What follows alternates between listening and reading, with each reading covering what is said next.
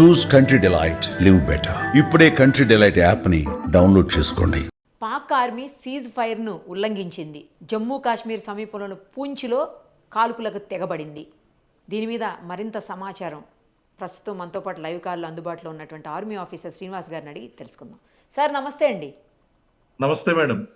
Sir Srinivas గారు, మళ్ళీ మరోసారి సీజ్ ఫైర్ని ఉల్లంఘించింది. ఇంతకుముందు గతంలో కూడా ఒకసారి చేసింది పాకిస్తాన్, మళ్ళీ ఇంకోసారి చేసింది. అంటే పాకిస్తాన్కి అసలు ఒక ఎథిక్స్ అనేవి ఉండవనుకోండి, అఫ్ కోర్స్. కానీ ఇలా పదే పదే చేయటం అనేది ఎంత దారుణమైన విషయం. ఇంకోవైపు ఏంటంటే ట్రంప్ నిన్ననే కొన్ని ప్రకటనలు చేశారు. చాలా విపరీతమైన ట్యాక్స్లు వేస్తాను ప్రభుత్వం మీద, భారత ప్రభుత్వం మీద, భారత ప్రజల మీద అనుకుంటూ. ఆయన అండ చూసుకునే సీజ్ ఫైర్ని ఏమన్నా వీళ్ళు బ్రేక్ చేశారనిపిస్తుందా సార్? అట్లేమన్నా ఉంటుందా? ఖచ్చితంగా దానికి దీనికి మనం లింక్ ఆలోచించవలసినటువంటి అవసరం ఉందండి. దానికి దీనికి కూడా కారణం ఏంటంటే, మనం ఆపరేషన్ సింధూర్ పరంగా పాకిస్తాన్ తో మనం ఒక టెక్నికల్ వార్ఫేర్ అనేటువంటిది మనం చేసాం. అలాగే ఇన్ఫర్మేషన్ వార్ఫేర్ కూడా నడిచిందండి. అయితే ఇప్పుడు మనం అమెరికాతో చేస్తున్నది ఏంటి అంటే, నెమ్మదిగా ట్రేడ్ వార్ దిశగా అడుగులు వేస్తున్నాం. ఓకే. ఇదే విధమైనటువంటి పరిస్థితి వాళ్ళకి చైనాతో ఎదురైంది. America and China trade war లోకి ఎంటర్ అయినాయి. ఒక్కసారిగా టారిఫ్స్ అనేటువంటి స్టెప్ బై స్టెప్ పెంచుకుంటూ వెళ్ళిపోయారు. వాళ్ళు ఎక్కడ చెక్ పెట్టాలో అక్కడ చెక్ పెట్టారు. అమెరికా మళ్ళీ దారికి వచ్చింది. వాళ్ళిద్దరి మధ్యన సయోధ్య కుదిరింది. అదే విధంగా ఇప్పుడు మనం ఎప్పుడైతే రష్యాకి మనం దగ్గర అవుతున్నామో, మనం ఎప్పుడైతే రష్యా నుంచి ఆ యొక్క ముడి చమురు అనేటువంటిది ఆల్టర్నేటివ్ గా మనం వెతుక్కున్నామో, ఇది అమెరికన్ ఆర్థిక వ్యవస్థకి కొంతవరకు వాళ్ళకు వచ్చేటువంటి ఇన్కమ్ అనేటువంటి తగ్గిపోతుంది అనేటువంటి భావంతో పాటు, భారతదేశాన్ని ఏదో విధంగా ఇబ్బంది పెట్టాలనేటువంటి ఉద్దేశంతో టారిఫ్స్ అనేటివి పెంచి ఆల్రెడీ 25% టారిఫ్స్ అనేటువంటి డిక్లేర్ చేయడం జరిగింది. ఈ రోజు evening I think maybe another couple of hours declaration అనేటువంటిది వస్తుంది. ఈవెన్ ఈ యొక్క ఫార్మా ఇండస్ట్రీ మీద 250% కూడా టారిఫ్స్ పెంచడానికి నేనేమి వెనకాడను అని చెప్పేసి చేయడం, ఇదంతా కూడా పాక్ కి అనుకూలమైనటువంటి పరిస్థితి. ఒక బలహీనుడు ఎప్పుడు కూడా ఏం ఆలోచిస్తాడు అంటే, ఇద్దరు బలవంతులు అనేటువంటి వాళ్ళు కొట్టుకుంటున్నప్పుడు దీన్ని నేను అవకాశంగా మార్చేసుకుంటాను, ఇప్పుడు వీళ్ళిద్దరూ కొట్టుకు చచ్చిపోతున్నారు కాబట్టి నేను ఖచ్చితంగా ఈ సిచ్యువేషన్ అడ్వాంటేజ్ తీసుకుంటాను అనేటువంటి ఆలోచన పాకిస్తాన్ది. ఖచ్చితంగా అదే విధంగా ఆలోచిస్తుంది. కానీ భారత్ అమెరికా యొక్క ఆ డిప్లొమాటిక్ రిలేషన్స్ ఏదైతే ఉన్నాయో తాత్కాలికంగా స్ట్రెయిన్ అవ్వచ్చేమో, కొంత ఫ్రిక్షన్ గురవ్వచ్చేమో, కానీ శాశ్వతంగా చెడిపోయేటువంటి అవకాశం లేదు. కానీ ఖచ్చితంగా ఈ సిచ్యువేషన్ ని పాకిస్తాన్ అనేటువంటిది అడ్వాంటేజెస్ గా తీసుకుంటుంది. ఇది ఒక యాంగిల్ మనం తీసుకోవాలి. కారణం ఏంటి అంటే, మా వెనకాల పాకిస్తాన్ కి ఇచ్చినటువంటి, అమెరికా ఇచ్చినటువంటి F-16 విమానాలు అనేటువంటివి ఉన్నాయి. వాళ్ళు కొన్ని వెపన్స్ అనేటువంటివి ఉంటున్నారు. ఇండియాకి ఎగ్నెస్ట్ గా ఉన్నారు కాబట్టి ఆల్రెడీ వాళ్ళు ట్రేడ్ వార్ లోకి ఎంటర్ కాబోతున్నారు. కాబట్టి నేను నెమ్మదిగా బార్డర్ లో టెన్షన్ పెడతాను అని వీళ్ళ ఆలోచన అయి ఉండొచ్చు. లేకపోతే మనం అమెరికాని కూడా నమ్మడానికి వీల్లేదండి. చిన్న పిన్ ప్రికింగ్ లాంటిది నువ్వు చిన్న ప్రాబ్లం క్రియేట్ చేయి అని చెప్పడానికి కూడా అవకాశం ఉంది. కాబట్టి మనం రూల్ అవుట్ చేయడానికి లేదండి. It is definitely A daring step done by Pakistan. ఇందులో ఇంకొక యాంగిల్ కూడా ఉందండి. ఏంటి యాంగిల్ అంటే, Pakistani army is known for most indiscipline force in the world అండి. వాళ్ళకి డిసిప్లిన్ అనేటువంటిది లేదండి.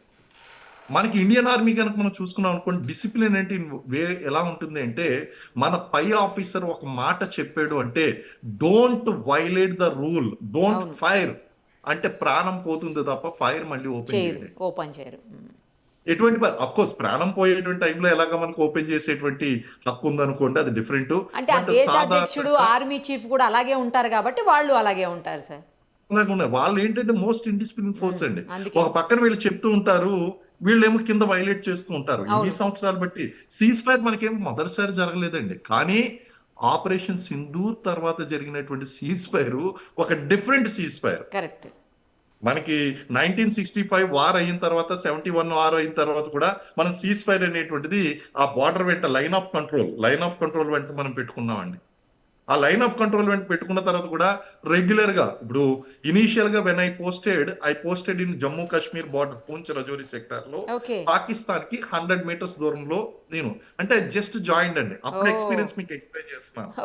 ఇక్కడ నుంచి ఏదో దీపావళికి పండక్కి మనం జరుపుకునేటువంటి టపాకాయల్లాగా నిరంతరం టపటప rapid fire, sniper fire, LMG fire, medium machine guns firing జరుగుతుంది. రాత్రి అయ్యేసరికి వీళ్ళు ట్రేసర్స్ అంటారు. అంటారండి. ట్రేసర్స్ అంటే ఎలా ఉంటాయంటే ఎర్రటి రంగులో ఉంటాయి. ఆ బుల్లెట్ వెళ్తున్నటువంటి ఆ ప్రొజెక్టైల్ దిశ, ఆ డైరెక్షన్ కూడా మనం చూడొచ్చు.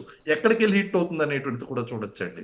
ఇవన్నీ కూడా కనిపించాయి. అవన్నీ కూడా రాత్రులు వెలుగుతూ కనిపించి, ఇదేంటి దీపావళికి వెలుగుతున్నట్టు ఈ బార్డర్ నిండా దీపాలు జరుపుకుంటున్నారా అన్నట్టు ఉండేదండి.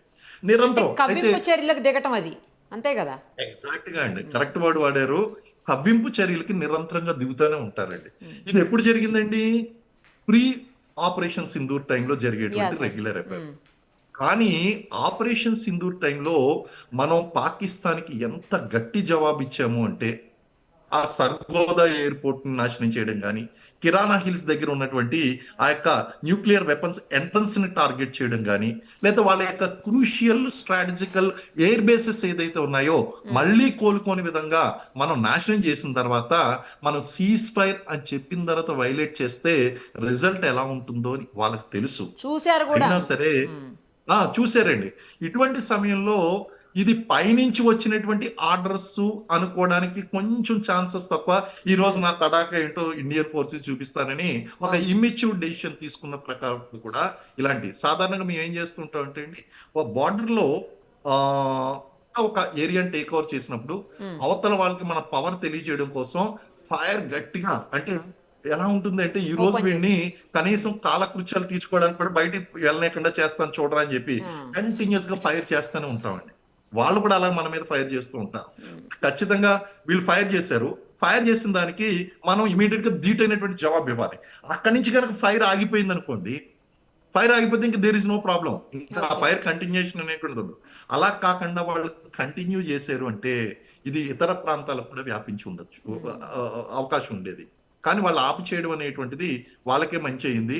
కాబట్టి మీరు అన్న విధంగా ఈ ప్రస్తుతం అమెరికా భారతదేశం మధ్య ప్రారంభం కాబోతున్నటువంటి ట్రేడ్ వాడిని అవకాశంగా తీసుకుని ఉండొచ్చు, లేదా అక్కడ ఇండిసిప్లిన్ కారణంగా అక్కడ ఉన్నటువంటి ఫోర్సెస్ ఇండిసిప్లిన్ కారణంగా అన్న ఇది యాక్ట్ చేసి ఉండొచ్చు. ఈ రెండిట్లో ఒకటి కింద మనం తీసుకోవచ్చు ఖచ్చితంగా. రైట్ అండి, చాలా వివరంగా చెప్పారు. ఒకవేళ ఇదే కంటిన్యూ చేస్తే మాత్రం మళ్ళీ ఖచ్చితంగా చావు దెబ్బ చూస్తారు భారత్ జవాన్ల చేతిలో, అందులో డౌటే లేదు అసలు. పాకిస్తాన్ 100% ఆపరేషన్ సింధూర్ టైంలోనే మన యొక్క వెపన్ సత్తా ఏంటో తెలిసింది. అండ్ ఐ ఇండియా డోంట్ సత్తా థింక్ సో తెలిసింది, మోడీ గారి సత్తా కూడా తెలిసింది. అంతే అండి.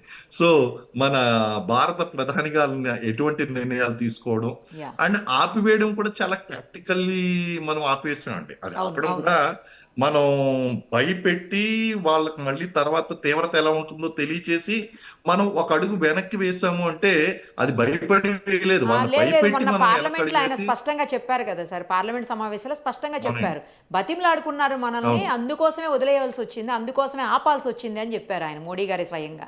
అవునండి. దాని తోడు ఈ ట్రంప్ కూడా ఇండైరెక్ట్ గా సవితి తల్లి ప్రేమ అన్నట్టు మన దగ్గర ఒకటి మాట్లాడతాడు, ఇండైరెక్ట్ గా పాకిస్తాన్ ని ఎంకరేజ్ చేస్తాడు. ఆయన యొక్క అవును. పాత్ర కూడా ఉందండి. ఆయన ప్రమేయం నేనే ఆపేసాను అని చెప్పడం వాస్తవం కాకపోయినప్పటికీ అంత సీన్ కూడా లేదు. కొంత సపోర్ట్ చేశాడండి, కొంత సపోర్ట్ చేశాడు. అవును. పాపం వాళ్ళు ఏదో చెప్తున్నారు, వాళ్ళ మాట వినండి అన్న టైప్ లో ఆయన కూడా ఒక వర్డ్ వేశారు. కానీ మన నిర్ణయం not on the basis of Trump ఇచ్చినటువంటి బేసిస్ మీద కాదు. మనం ఏంటి అంటే, మా వాళ్ళు చనిపోతున్నారు జనాలు, ఇంకా మాకు పాకిస్తాన్ కి ముక్తి లేదు ఏదో వాళ్ళ డీజీఎంఓ మన డీజీఎంఓకి కాల్ చేసి ఆ యొక్క చర్చలు జరగడం వల్ల మనం టెంపరీగా హాల్ట్ పెట్టారు తప్ప ట్రంప్ యొక్క ప్రమేయం అయితే లేదండి ఇందులో. Right sir, thank you so much. Thank you very much madam. Suman టీవీలో మీ పర్సనల్ అండ్ బిజినెస్ ప్రమోషన్స్ కోసం కింది నెంబర్కి కాంటాక్ట్ చేయండి.